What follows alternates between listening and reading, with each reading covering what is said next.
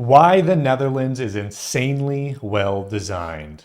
They got some bike paths, I think. They got bike lanes. They got Amsterdam's got the canals through the city. That's Mm-hmm. pretty cool. Yeah, it does seem there's probably gonna be a lot to this video that we're gonna Yeah. learn. We just did a video last week comparing basically the US and how the US is designed to Europe in general. So if this video is specifically about the Netherlands, how much better can it It's get? gotta be like one of the pinnacles of design in It's Europe. gotta be. Let's check it out. Here we go. This is a map of bike path density in Europe.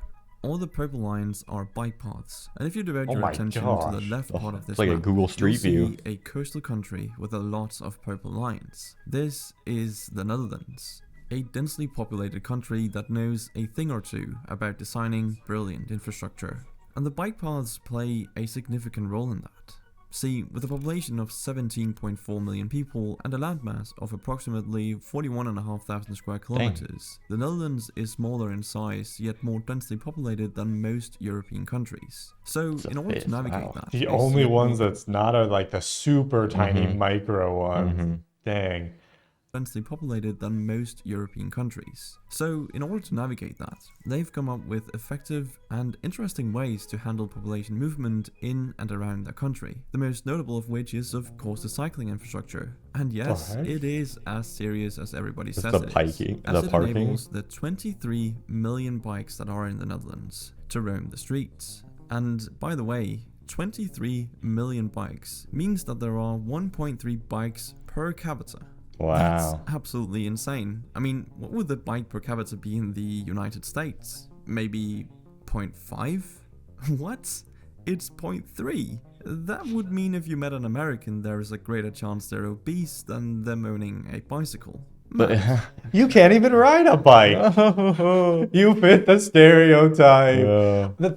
I feel like I'd want to ride a bike when I went to Amsterdam, but I'd be afraid that I would mess up They got their traffic and stuff going the on. ways things work, and then they'd start yelling at me because I'd be messing up on the bike. I'd go the wrong way or something. Probably some certain rules you gotta follow too. Yeah, yeah. Anyway, when you combine the Netherlands' bike infrastructure with its amazing public transport, you get a ridiculously smooth and efficient system. Here's how it works in Amsterdam. Commuters will use their bikes to get to and enter transit stations, where they simply park their bikes in these enormous bike parking garages. The heck? Then they'll travel on either a bus, tram, or train to their final destination. But most of the time, the fastest and most convenient option is simply taking the bike to the final destination. But why is cycling the most convenient option? What has the Netherlands done for this to be the case? Well, the country has made cycling incredibly easy, with 32,000 kilometers of bike lanes that aren't just a small strip along a heavily trafficked road. Now, the Dutch do things differently. They have marked out red asphalt pavements like this strictly for cyclists. The only time cars and bikes end up on the same road is when the speed limit is less than 30 kilometers an hour, and car volume is low. Any higher than that, and there is a clear separation like this one. Whoa, that's a even crazy on roundabout highways and there. roundabouts. Oh my But the gosh, Netherlands that'd is be a hard. whole lot more than just biking and their capital city, Amsterdam. And to be honest, the most impressive infrastructure in the Netherlands is not even in Amsterdam. To see that, we have to go to Utrecht, a city that lies right here south of Amsterdam. It hosts the largest bike parking facility in the world. Room to park No. over 12,500 bicycles, and it has 24/7 camera surveillance. Now, I know what you're probably thinking. There's no way this can be replicated in other countries. This is alien-like. But that's a myth. And there's a very simple reason for that. Just take a look at Rotterdam. During World War II, the city was practically demolished and looked, well, like this. The Dutch Oh, had to man. rebuild Wow. everything, and they chose to go for an automobile-centered design, which is exactly how North American cities were built too. And considering where the Netherlands is today, it's crazy to think that many Dutch cities were heading in this direction too. But by the 70s, Rotterdam residents were tired of major road fatalities and plummeting cycling and walking culture. So they demanded reform, and the regulators listened. Public transportation was then heavily invested How in, the and heck? roads were rebuilt. In Europe, does the public make demands and then the government actually does it? Yeah, what's the nuts is the deal with that? There's so many people in the US that are like, oh, I don't like that. Everyone has to own a car. Like people do agree with that, but nothing's ever gonna change. No. It's hopeless. It's so interesting. Something about it's the second time of like a Europe video we watched where it said the public demanded this and then the government did it. If the public started demanding something in the US, the government would start doing a propaganda spree to change everyone's mind about it. Yeah, because typically a lot of times whatever the population demands would result in less money for certain corporations, Yep. and they typically actually lobby against it. I mean, it's pretty crazy. built to facilitate bike lanes, after which cycling regained its popularity. This just goes to show that even North American cities can do this if they choose to do so. But the determinism and people-centered planning of the Netherlands extends out of the cities and into Dutch suburbs as well. To bring this point home, let's compare typical Dutch suburbs to those in a state that's just as bustling and That's a growing suburb? in the United States, Florida. Now sure, That's crazy. Florida How many is people 3.4 times difference larger. is that? It's gotta be so many. How many people live in one of these buildings? Yeah. What is this suburb? Look at how close those houses are. Yeah, this suburbs where we're from typically have a little bit bigger yards than that. Probably be like 2 or 3 of these houses for the yard. Yeah. Dang. Than the Netherlands, but the argument should still stand. So here is a typical Miami suburb. What do you notice? There's a lot of greenery, but mostly there's a lot of roads and they're specifically pools. made for cars. Sure, there are sidewalks, but they are thin and can barely accommodate a cycler and pedestrian at the same time. And now let's look at a Dutch suburb. The homes here are much smaller, and that's an important detail, as it leaves more space for communal centers like parks and proper biking and walking lanes separated from the road by greenery. Very I can interesting. definitely understand that it seems like a sacrifice to have smaller homes, but what you get in return is efficiency.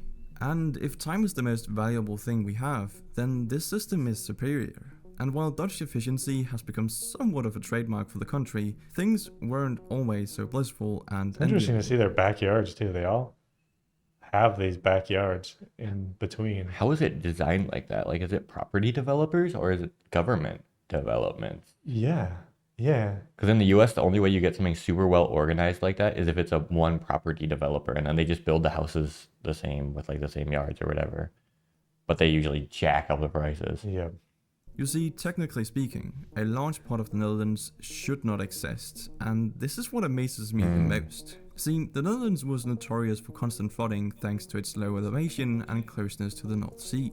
But the Dutch have found a way to beat the ocean multiple times. This is the reason why nearly 20% of the land That's in the crazy, Netherlands wow. is reclaimed land from the many marshes, swamps, lakes, and of course the sea. But how? Well, 2 words. Delta works. After a deadly storm in 1953 that covered over 150,000 hectares of land and took Oh the my lives of an gosh. estimated 2,000 people, the Dutch decided something had to be done. Delta Works was the answer. Delta Works is a vast network of 13 dams and barriers, featuring sluices, locks, dikes, and levees. They shelter off these 4 inlets, namely Haringvlietdam, Roeversdam, Oosterscheldekering, and Verzegatdam.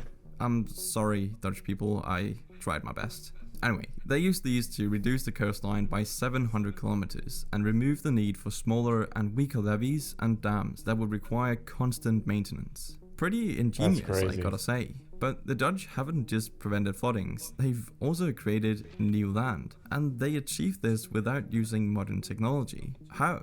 Well, first they would section off the areas they wanted to reclaim, whereafter they would drain the water out by harvesting the energy of the wind, using, of course, windmills. This created flat Whoa. plains comprised of a very unique soil that happens to be perfect for growing tulips. And this is why the Netherlands account for 80% of the world's tulip exports. Jeez. Which is kind of strange to think about. But today, these waters and innovations have earned the Netherlands some pretty envious titles, including the largest storm surge barrier in the world, that laid the ground for the largest and most efficient seaport in Europe, the port of Rotterdam. Located here All the in land Gulf- reclamation stuff we've seen in person in like different places in Asia, they're just churning up the seabed and then chucking it onto a different place, which I imagine is not the most sustainable practice. Yeah, you think it'll sink back in eventually, like as the sand.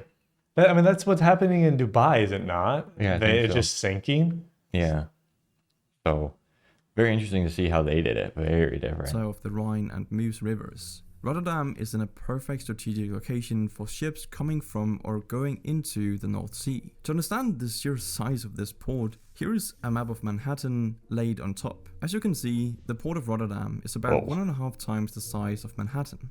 It's huge, and with 82.5% of the Netherlands' GDP coming from exports, it's fair to say that the port of Rotterdam is really important. I could go on and on about this port's efficiency, but all you need to know is that it wins best port infrastructure year after year. The Dutch are incredibly talented at designing great infrastructure. I mean, just look at the Amsterdam airport, Schiphol, the third busiest airport in Europe. It looks pretty We're in average that airport for a until bit. you consider the number of people moving At through 4 the a.m. structure. Schiphol facilitates 68 to 80 million passengers annually to 332 direct destinations, utilizing its 6 runways facing multiple directions. Schiphol coordinates an average of 1,500 to 1,600 departures and landings per day, giving them an hourly average of 110 to 120 aircrafts. And Schiphol accomplishes this despite being smaller than other major airports like Adolfo Suarez Madrid in Spain or the Leonardo da Vinci International Airport in Italy.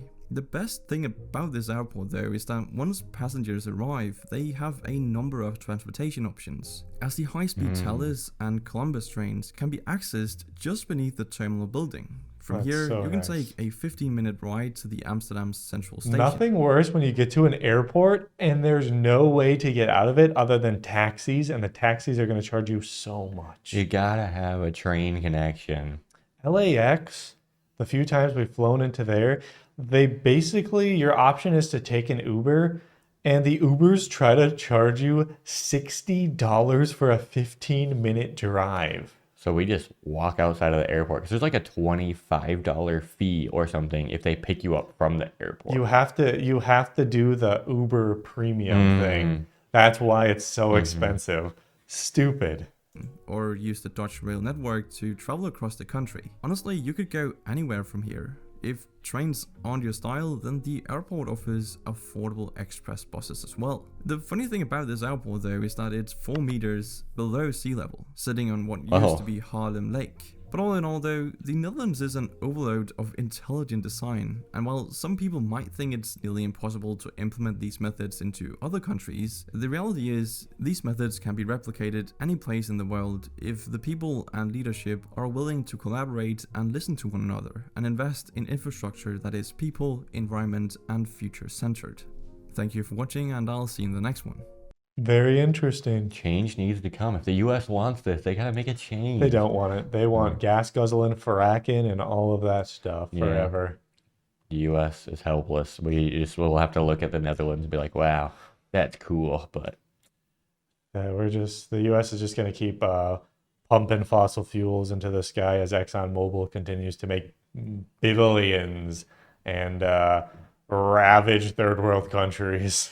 yeah, wow. It's very interesting to see this video. See how the design came about and like the actual Implementation of it. Yeah, the implementation. And it seems to be quite effective. Everyone seems pretty happy with it. Really cool. We're going to have to learn how to bike in the Netherlands, so when we go there, we're ready to go. Yeah, just flying around. Be easier, probably, than figuring out the terrain map. And I mean, if you get into a bike crash, it's probably going to be less fatal than a car crash. Unless you really mess up and you get hit by the train. Yeah, that would suck. That would suck. Thanks for watching. See you in the next one. Goodbye.